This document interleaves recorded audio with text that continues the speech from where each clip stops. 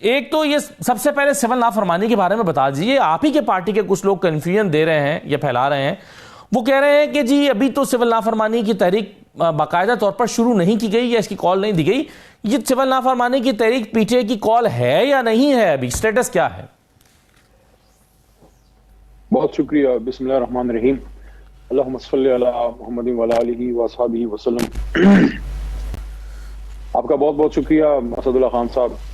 آپ نے جو احاطہ کیا ہے مذاکرات کا اس پہ میں بات کروں گا، لیکن پہلے آپ کا سوال اہم ہے، اس پہ پہلے جواب دیتا ہوں، پھر اس مذاکرات والے ایشو پہ آتے ہیں. جو ریمیٹنسز کا ایک پورشن ہے سول نافرمانی کا، اس کا حکم خان صاحب نے دے دیا ہوا ہے. اچھا. اور اس پہ عمل ہو چکا ہے. دوسری چیز یہ ہے کہ اس کو کال آف کرنے کا یا معطل کرنے کا یا ملتوی کرنے کا اس کا اختیار بھی جناب عمران خان صاحب کو ہے. ان کی طرف سے ابھی تک ایسا کوئی حکم نہیں آیا. اس کا مطلب ہے کہ یہ کال آن ہے، آف نہیں ہے. دوسری چیز یہ ہے کہ کیا یہ آف ہو سکتی ہے یا ملتوی ہو سکتی ہے؟ وہ ایک صورت میں ہو سکتی ہے کہ جب عمران خان صاحب یہ دیکھیں کہ اب مذاکرات سے کوئی رزلٹ نکل رہا ہے یا حکومت سنجیدہ ہے یا واقعی جو ہمارے مطالبات ہیں اس پہ سنجیدگی سے عمل ہونا شروع ہوا ہے. جب تک وہ نہیں ہوگا خان صاحب ہی اس کو کال آف کریں گے. تو ہماری جماعت کی طرف سے اگر کسی نے بھی یہ کہا ہے کہ کال آف ہے یا نہیں ہے تو وہ حقیقت سے دور ہوگا، کو ابھی پوری طرح اس چیز کی سمجھ نہ ہو. سر لیکن یہ عام کسی ورکر نے نہیں کہا. آپ کے میں نے شیر افضل مرت صاحب ہیں، انہوں نے یہ سٹیٹمنٹ دیا ہے. وہ یہ کہہ رہے ہیں کہ ابھی تک تو ہماری پارٹی کی طرف سے باقاعدہ کال نہیں دی گئی ہے ریمیٹنسز کو روکنے کی. نہیں، میرے خیال میں ہو سکتا ہے ان کو سمجھ میں تھوڑی سی غلطی ہوئی ہو. بہرحال جو حقیقت ہے، جو پوزیشن ہے، پارٹی پوزیشن آپ کے سامنے میں نے رکھ دی ہے. دوسری چیز یہ ہے کہ جو آپ نے مذاکرات کی بات کی ہے کہ کسی طریقے سے فروری انہوں نے گزارنا ہے، یا دیکھیں اس کا بھی امکان ہے، اس کو آپ بعید از قیاس نہیں سمجھ سکتے. لیکن اس وقت جب مذاکرات شروع ہو چکے ہیں اور اس کی ابھی تک صرف ایک بیٹھک ہوئی ہے، دوسری ابھی کچھ دن بعد 2 تاریخ کو ہونی ہے. حالانکہ میں نے متعدد پروگراموں میں اس کا ذکر کیا ہے کہ میرے خیال میں یہ 9 دن کا گیپ بہت زیادہ تھا. آپ کو تو 9 گھنٹے کا گیپ بھی نہیں ڈالنا چاہیے. آپ کو تو دن میں 2 بار بیٹھک کرنی چاہیے اگر اس نتیجے مذاکرات سے کوئی نتیجہ آپ نے نکالنا ہے تو دیکھتے ہیں. بدگمانی نہیں کرنی چاہیے، لیکن آپ کی بات اس حد تک درست ضرور ہے کہ خان صاحب کو دیکھتے ہیں کہ ان کو اس سے کیا رزلٹ ملتا ہے. میں بدگمانی نہیں پھیلانا چاہتا، لیکن حکومت کی طرف سے جس طرح کے بیانات آ رہے ہیں، خاص کر جو ملٹری کورٹس کے فیصلے آئے، وہ بھی بڑا نیگیٹو اس کا امپیکٹ آیا ہے. پھر آج آپ نے انفارمیشن منسٹر صاحب کی بات کی ہے کہ انہوں نے کوئی وائٹ پیپر نکالا ہے، تو میں تو اس کو ویلکم کرتا ہوں. وہ ہمیں سر میں وائٹ پیپر پہ آتا ہوں، لیکن علی محمد خان صاحب یہ جو مذاکرات کی بات کر رہے ہیں، ابھی مذاکراتی کمیٹی کے کچھ لوگ ملے ہیں، کچھ اور لوگوں سے بھی عمران خان کی ملاقات ہوئی ہے. میری کچھ لوگوں سے بات ہو رہی تھی، وہ کہتے ہیں کہ جی عمران خان صاحب بالکل ان مذاکرات سے ہوپ فل نہیں لگتے. اگرچہ ظاہر ہے وہ پبلکلی ایسا بیان نہیں دے رہے یا آپ لوگ بھی نہیں دے رہے، لیکن کتنی امیدیں ہیں ان مذاکرات سے؟ کیونکہ خبریں یہ ہیں کہ حکومت بہرحال ابھی 10 دن کا ٹائم دیا، پھر شاید 2 تاریخ کو کہے کہ 10 دن اور دے دیں، پھر آپ کے معاملات پر غور کرتے ہیں. آپ کہہ رہے ہیں کہ 9 گھنٹے یا 10 گھنٹے بھی زیادہ ہیں. میرے خیال میں شاید زیادہ گیپ پھر مزید نہ ہو. یہ میری انڈرسٹینڈنگ ہے. تھوڑی ہو سکتا ہے کہ اب یہ 10 دن پہ مزید نہ جائیں. یہ کہنا کہ خان صاحب کو امید نہیں ہے، کوئی اندر گیا ہے آ کے بات کی ہے، میں سمجھتا ہوں یہ غیر ذمہ داری والی بات ہے کہ اندر آ کے اگر آپ کو خان صاحب نے کسی چیز کا حکم نہیں دیا اور اپنی طرف سے آپ جو ہے افلاطون بن رہے ہیں، میں سمجھتا ہوں کہ غیر سنجیدہ اور غیر سیاسی لوگوں کو اس طرح کی باتیں باہر نہیں کرنی چاہیے. چاہے کسی کو میری بات اچھی لگے بری لگے، جب عمران خان صاحب نے ایک کمیٹی بنا دی ہے اور اس کو ایک ٹاسک دے دیا ہے اور اس کے ترجمان صاحبزادہ حامد رضا صاحب ہیں، اس میں سینئر ترین لوگ موجود ہیں، سابق سپیکر جناب اسد قیصر صاحب اور جناب عمر ایوب صاحب سینئر لوگ ہیں. ہمارے کچھ سینئر ایلائز ناصر عباس صاحب ہیں، حامد صاحب خود ہیں اس میں، حامد خان صاحب کی بھی اس میں نام ہے، صاحبزادہ حامد رضا بھی ہیں. جب ان لوگوں کا کام ہے اس پہ وہ پارٹی پوزیشن موقف جو ہے یا کوئی نئی بات سامنے رکھیں. اندر جا کے میں خان صاحب کو کوئی دیکھوں اپنی طرف سے بھی باہر آ کے چیمپئن بننے کے لیے کی بات کروں، غلط چیز ہے. اس کا کام اسی کو سمجھے. اگر صاحبزادہ حامد رضا کو ٹاسک دیا گیا ہے کمیٹی کے معاملات پہ پریس ٹاک کرنے کا، تو کام ان کا بنتا ہے. دوسری چیز یہ ہے، آپ نے میرے سے پوچھا، میں پر امید ہوں، میں نا امید نہیں ہوں، میں پر امید ہوں کہ ان مذاکرات سے کوئی نہ کوئی رزلٹ نکلے گا. میں سمجھتا ہوں کہ ہماری طرف سے تو 100% نیک نیتی ہے. حکومت کی طرف سے بھی کچھ سنجیدہ لوگ ہیں اور کچھ سپوائلرز بھی ہیں جو ایکٹیو ہیں، جو اس طرح کے کام کریں، اس طرح کے بیانات دے رہے ہیں. دیکھتے ہیں 2 تاریخ کی طرف سب کی نظریں ہیں کہ کیا. سر آپ علی محمد خان صاحب آپ پر امید اس لیے ہیں کہ انسان کو کبھی نا امید نہیں ہونا چاہیے, یا کوئی زمین پر بھی کچھ ایسی وجوہات ہیں جس کی بنا پر آپ پر امید ہیں؟ دونوں باتیں ہیں. وَلَا تَقْنَطُوا مِن رَحْمَتِ اللَّهِ, وہ آسمان والی بات ہے کہ اللہ نے کہا ہے کہ کبھی میری رحمت سے نا امید نہ ہونا. زمینی حقائق یہ ہیں کہ اس وقت جو ایک پریشر بڑا ہے, بلڈ ہوا ہے انٹرنیشنل سطح پہ اس حکومت کے خلاف, عوام کے اندر جو غیظ و غضب پایا جاتا ہے, جو لوگوں کے اندر ایک نفرت پائی جاتی ہے, جو ان چیزوں پہ آج سب کھل کے بول رہے ہیں. آج آپ کس کس کے منہ کو, زبان کو بند کریں گے؟ آج بے شمار لوگ بات کر رہے ہیں. اگر پاکستان میں آپ ایک منہ بند کرتے ہیں, 10 منہ پاکستان سے باہر سے کھل جاتے ہیں. تو آپ دیکھیں عوام سے نہیں لڑ سکتے, اور عوام اپنا فیصلہ کر چکی ہے. اب اس مسئلے کا حل کسی کی زبان بندی, کسی کو جیل میں ڈالنا نہیں ہے. یہ ایک سیاسی مسئلہ ہے اور اس کا حل بھی سیاسی ہی ہونا ہے.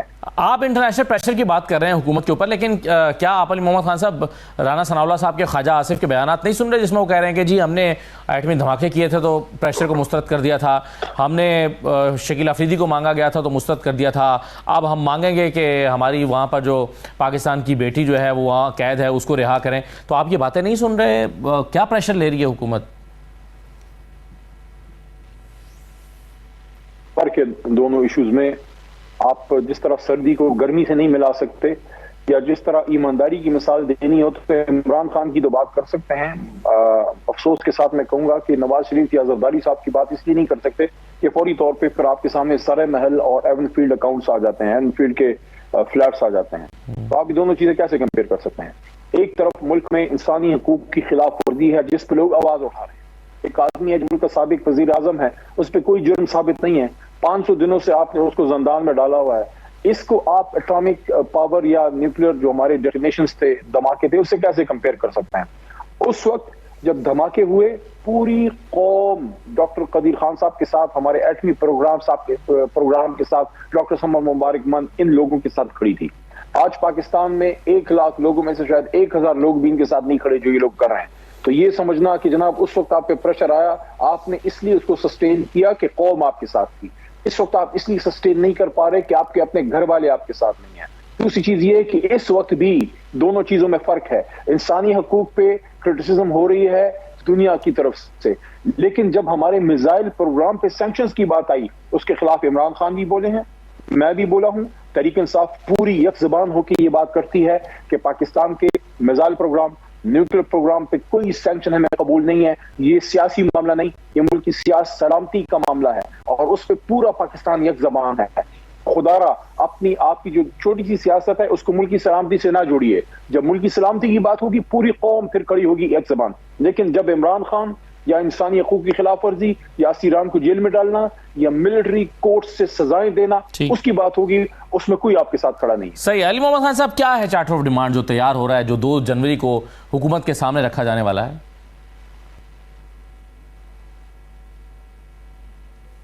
یہ جو سب کے سامنے ہے, ویسے تو اس میں 3-4 نکات ہیں. مین اسیران کی رہائی ہے جس میں خان صاحب بھی شامل ہیں. تمام اسیران کی جو پولیٹیکل پرزنر ہیں ان کی رہائی ہے, کیونکہ حکومت نے سیاسی کیسز بنائے ہیں.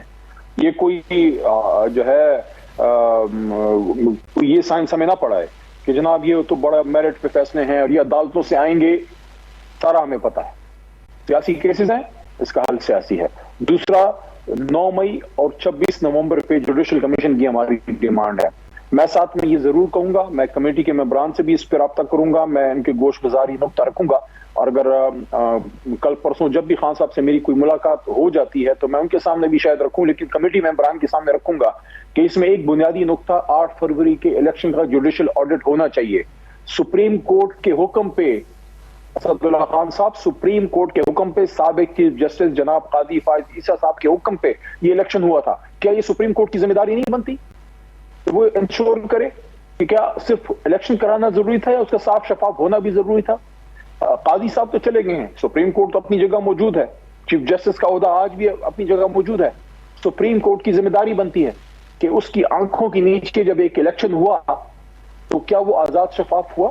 یہ تو نہیں کہہ رہے کہ ہمیں آپ ہمارے جو ہے بغیر جانچ پڑتال کی سیٹیں دینے، ہم یہ کہہ رہے ہیں کہ جانچ پڑتال کیجئے. تو جانچ پڑتال تو چل رہی ہے سر، ٹرائبونلز میں چل رہی ہے، کورٹ کے لیول پہ وہ ٹرائبونلز بنے ہوئے ہیں سر، وہ ٹرائبونلز جو قانونی طریقہ ہے اس میں جانچ پڑتال تو ہو رہی ہے. اب فیصلہ پتہ نہیں کب آتا ہے لیکن ہو تو رہی ہے. اسد صاحب یہ آپ وہ بات کر رہے ہیں، مجھے بچپن کی بات یاد ہے، ہم چھوٹے سے اسکول میں پڑھتے تھے تو وہ ضیاء صاحب سے کوئی پوچھتے تھے، مرحوم ضیاء الحق صاحب کی اللہ مغفرت فرمائے، ان سے پوچھتے تھے کہ وہ آپ تو آئے تھے کہ اسلامی نظام لانا ہے، تو وہ کہتے تھے اس پہ پیش رفت جاری ہے. یہ وہ والی پیش رفت ہے جس کا کوئی نتیجہ نہیں نکلتا. ٹرائیبیونل سے اسد اللہ خان اگر آپ ٹرائیبیونل سے نتیجے کے انتظار میں ہیں تو اس کا مطلب ہے کہ پھر آپ سمجھتے ہیں کہ شاید کوئی ریزلٹ ہمیں اس صدی میں نہ ملے. اگر اس الیکشن کا کوئی ریزلٹ کسی نے نکالنا ہے، جوڈیشل آڈٹ سپریم کورٹ کے لیول پہ ہونا چاہیے. اس میں بھی بہت سے سوال اب کھڑے ہو گئے ہیں. 10 مہینے کا وقت گزر گیا ہے، پتہ نہیں بیلٹ بکسوں کے ساتھ ان لوگوں نے کیا کیا ہوگا. بہرحال آخری امید پھر بھی اللہ کے بعد سپریم کورٹ ہے. میرے خیال میں چوتھا نقطہ یہ بہت ضروری ہے، اور تمام باتوں کی ایک بات کہ میں اڈیالہ جیل کے بعد بھی یہ بات کی، ہر پروگرام میں کر رہا ہوں، آپ کے پروگرام میں بھی کر رہا ہوں، کہ تمام مسائل کی جو حل کی جو کنجی ہے، وہ جادوئی کنجی، وہ عمران خان کی رہائی ہے. آپ عمران خان صاحب کو بلا مشروط رہا کیجئے، کیونکہ آپ نے سیاسی کیسز بنائے ہیں. دا مومنٹ وہ باہر آتے ہیں، وہ پنی گالا جاتے ہیں اور ایک آزاد سیاست دوبارہ شروع کرتے ہیں، آٹومیٹکلی ٹیمپریچر کول ڈاؤن ہونا شروع ہوں گے. ایک دن میں نہیں ہوں گے لیکن آپ ہفتے 2 ہفتے میں دیکھیں گے چیزیں نارمل ہونا شروع ہوں گے. سر آپ کہہ رہے ہیں کہ غیر مشروط رہائی، آپ یہ بھی کہہ رہے ہیں کہ عمران خان باہر آئیں گے تو ٹیمپریچر نیچے آنے لگے گا. حکومت کو خدشہ ہے کہ ٹیمپریچر اوپر جانے لگے گا. عمران خان آئیں گے، جلد سے جلوس کریں گے، لوگوں کو اکٹھا کریں گے، ظاہر ہے ان کی آواز جو ہوگی وہ سب سے توانا آواز بن جائے گی موجودہ حالات میں پاکستان میں. تو اگر حکومت یہ مانگتی ہے آپ سے کہ بھائی ٹھیک ہے اگر آپ رہائی مانگ رہے ہیں تو پھر جواب میں آ کر ذرا خاموش بیٹھیں گے، آپ حکومت کو گرانے کی کوشش نہیں کریں گے، کیا عمران خان ایسی کوئی کمٹمنٹ دیں گے آپ کی مذاکراتی کمیٹی؟ عمران خان کو یہ کہنا کہ باہر نکل کے آپ خاموش بیٹھ جائیں، یہ ایسے ہی ہے جیسے عمران خان جب فاسٹ بالنگ کرتے تھے، وہ دنیا کے سب سے بہترین آل راؤنڈر تھے، تیز ترین بالر تھے. اگر آپ ان کو یہ کہتے کہ آپ نے کل والے میچ میں عبد القادری کی طرح سپن بالنگ کرنی ہے، تیز بال نہیں پھینکنی، تو وہ کیا اس بات کو مانتے؟ تو پھر ٹیمپریچر نیچے کیسے آئے گا سر؟ ٹیمپریچر تو اوپر جائے گا سر پھر ان کے باہر آنے کے بعد. نہیں، یہ تو میں سمجھتا ہوں جو سیاسی طور پہ بغیر روزگار لوگ ہیں تو ابھی تک میچورٹی کے لیول پہ نہیں پہنچے، وہ ایسی بات کر سکتے ہیں.